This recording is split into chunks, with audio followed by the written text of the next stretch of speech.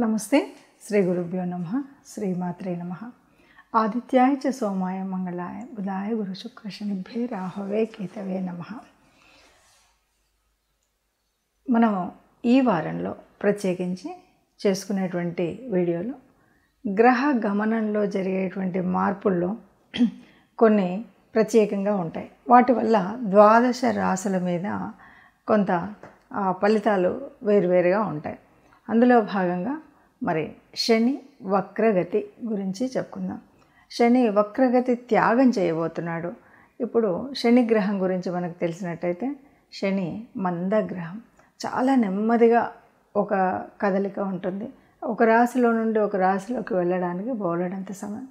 అలాంటిది మరి ఈ శని గ్రహ ఏదైతే ఉందో శనిశ్చరుడు నడిచేటువంటి ఈ నడకలో అన్ని గ్రహాలు కూడా చెప్పాలి అంటే ఏ గ్రహం అయినా సరే కదలిక ముందుకు వెళుతూ ఉంటుంది, అప్పుడప్పుడు వెనక్కి కూడా వస్తుంది. దాన్ని వక్రగతి అంటాం. ఈ వక్రగతిలో కొన్ని రకాలైనటువంటి మార్పులు వస్తాయి. వక్రగతి వల్ల కొన్ని రాశులకు మంచి, కొన్ని రాశులకు చెడు, ఇదంతా మనం చూస్తూ ఉంటాం. అయితే ఎప్పుడైతే మళ్ళీ వక్రగతి త్యాగం ఉంటుందో ఈ త్యాగం చేసినప్పుడు కూడా మళ్ళీ రాశుల మీద ప్రభావం మారుతూ ఉంటుంది.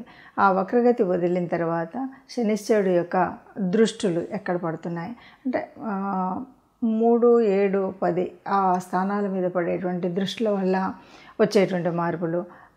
అలాగే మరి శనిశ్చరుడు అంటే తనకు మిత్రరాశి వల్ల ఎలా ఉంటుంది, తాను ఉచ్చలో ఉంటే ఎలా ఉంటుంది, ఇలాంటివన్నీ కూడా మనకు కనిపిస్తాయి. కాబట్టి ఒక గ్రహం వక్రత్యాగం చేసినప్పుడు వచ్చేటువంటి ఫలితాలు ఎలా ఉంటాయి, వాటి వల్ల అంటే ఈ ఫలితాలు మనకి మంచి జరగడానికి ఎంతవరకు, లేదా ఏదైనా మనం దానికోసం పరిహారాలు తీసుకోవాల్సి వస్తుందా, ఇలాంటి విషయాలను తెలుసుకోవడం కోసం ఈ వీడియో. అయితే ఈ నెల అంటే నవంబర్ 15వ తారీఖు మనకి శని వక్రత్యాగం చేయబోతున్నాడు. అంటే వెనక్కి వస్తున్నటువంటి తన మార్గాన్ని వదిలి మళ్ళీ తన ముందుకు వెళ్ళేటువంటి, ముందుకు సంచారం జరిగేటువంటి స్థితి మనకు కనపడుతుంది 15వ తారీఖు వరకు. 15వ తారీఖు నుండి మనకు నవంబర్ 15, 2024లో శని వక్రత్యాగం చేయబోతున్నాడు.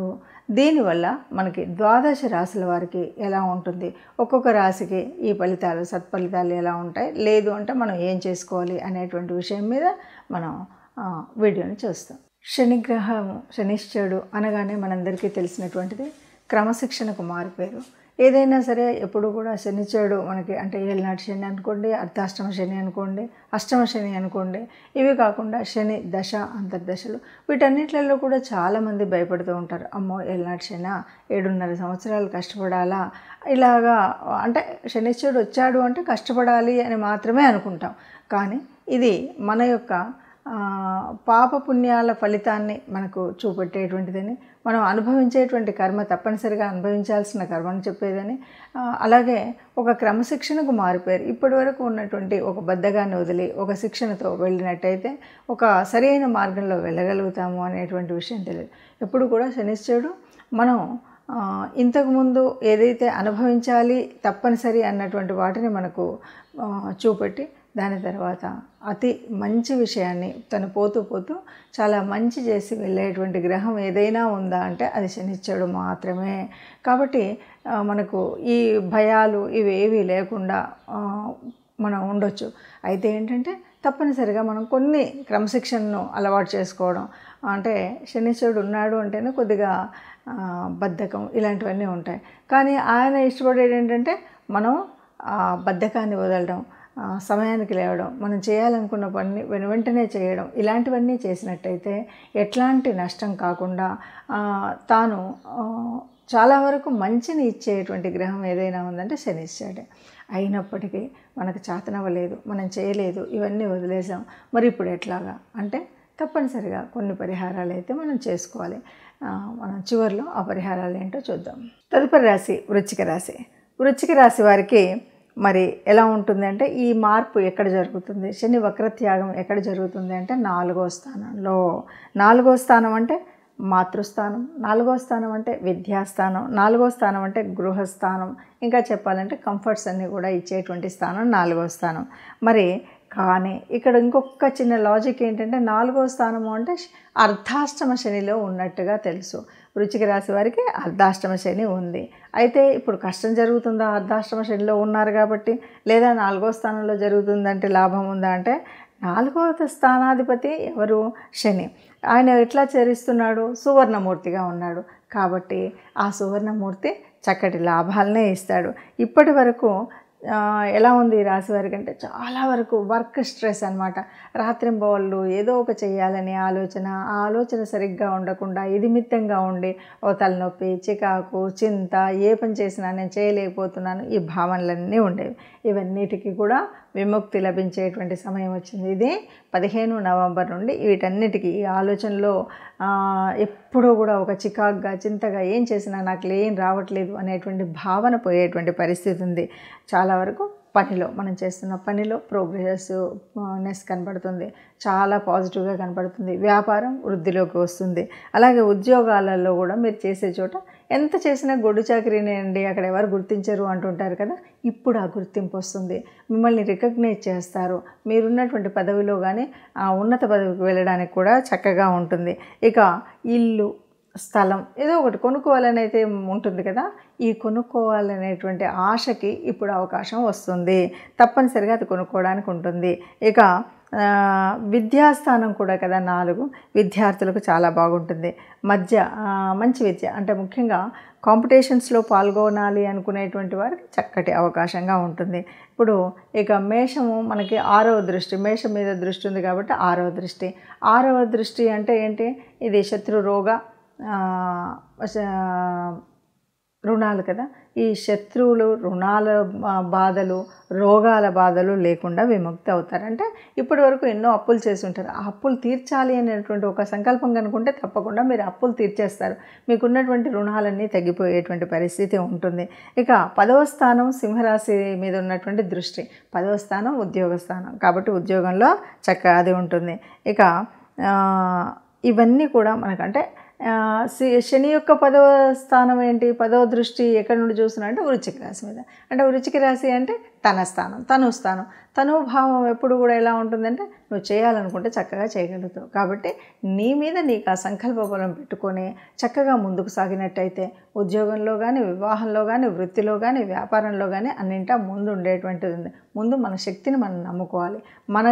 మన యొక్క లోపల ఉన్నటువంటి ఆ పవర్ ఏంటో మనం నమ్ముకొని ముందుకు వెళ్తే కనుక తప్పకుండా అన్నింటా ముందుకు వెళ్ళేటువంటి అవకాశం ఉందని చెప్పచ్చు. మరి ఈ ఫలితాలు ఇలా ఉన్నప్పుడు మనం ఏం చేయాలి? ఇది తప్పనిసరిగా ద్వాదశ రాశుల వాళ్ళు ఆలోచించాలి. ఏ రాశికి ఆ రాశి మనం వాటి గురించి ఆలోచిస్తూ మనం ఎలాంటి పరిహారం చేసుకోవాలి అని. ఇక్కడ బాగా అంటే ఈ మిగతా గ్రహాలకు వీటికి సంబంధం లేకుండా ఒక విషయాన్ని అయితే చెప్పచ్చు. ఎప్పుడైతే నేను ఇది చెయ్యాలి, నేను ఇంకొకరి మీద ఆధారపడతాను అని అనుకోకుండా మనకు మనంగా స్వచ్ఛందంగా ఒక సంకల్పం పెట్టుకొని ఆ సంకల్ప సాధన కోసం తప్పనిసరిగా గట్టి ప్రయత్నం చేసి సంకల్ప బలంతో ఆ గట్టి ప్రయత్నాన్ని కనుక చేసినట్టయితే తప్పకుండా అంటే ఇప్పుడు ఈ వక్రత్యాగం తర్వాత తప్పనిసరిగా మంచి జరుగుతుంది. అంటే ఎందుకంటే మంచి జరుగుతుంది అన్నారు కదా అని మనం దాన్ని అలాగే వదిలేస్తే ఏమీ ఉండదు. అంటే గాల్లో దీపం పెట్టి దేవుడా నువ్వే నాకు రక్ష అంటే జరిగేటువంటిది ఏమీ ఉండదు.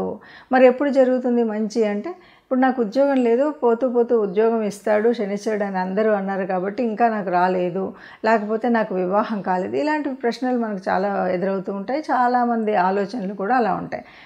పోతూ మంచినిస్తాడు అంటే నువ్వు ప్రయత్నం చేయకుండా మంచినివ్వడు. నువ్వు ఉద్యోగం కోసం ఒక అప్లికేషన్ పెట్టడము, ఉద్యోగం కోసం ఒక ప్రయత్నం చేయడం ఇలాంటివి చేస్తే నీకు దానివల్ల లాభం ఈ సమయంలో దొరుకుతుంది. దానికి అనుకూలమైనటువంటి వాతావరణం ఏర్పడుతుంది, అనుకూలమైనటువంటి స్థితి ఏర్పడుతుంది, అప్పుడు ఉద్యోగం వస్తుంది. నేను ఉద్యోగానికే అప్లై చేయలేదు, ఇంట్లో ఉన్నాను, పోతూ నాకు ఉద్యోగం లేదు కాబట్టి ఉద్యోగం వస్తుందని నమ్మకంతో ఉన్నాను అంటే అది తప్పు. మనం చేసే ప్రయత్నాన్ని చేస్తే కనుక తప్పనిసరిగా ఈ ఉద్యోగ బాధ కానీ అంటే నిరుద్యోగ సమస్య కానీ, వివాహ సమస్య కానీ, సంతాన సమస్య కానీ, లేదు ఉన్నత స్థితిలోకి వెళ్ళడం కోసం ఇల్లు వాకిలి లేనటువంటి వాళ్ళు ఏర్పరచుకోవాలనుకున్నా ఇవన్నీ కూడా పూర్తిగా మనకు లభిస్తాయి. ఎలా అంటే మనం ప్రయత్నం చేయాలి. అంటే ఈ కాలంలో మనం తప్పనిసరిగా నాకు రాదులే, నేను ఇన్ని రోజులు ప్రయత్నం చేసినా రాలేదు కదా అనేటువంటి భావన కాకుండా ఎందుకు రాదు అనేటువంటి భావనతో తప్పనిసరిగా గట్టి సంకల్పంతో ప్రయత్నం చేస్తే అందరికీ మంచి జరుగుతుంది. దీనివల్ల ఎవరికి ఏ రకమైనటువంటి నష్టం రాదు. దేవుడు భగవంతుడు ఆ గ్రహరాజు అయిన గ్రహ స్థితిలో మనం ఆలోచించినట్టయితే శనిశ్చరుడు మనకి క్రమశిక్షణను నేర్పి వెళ్తాడు.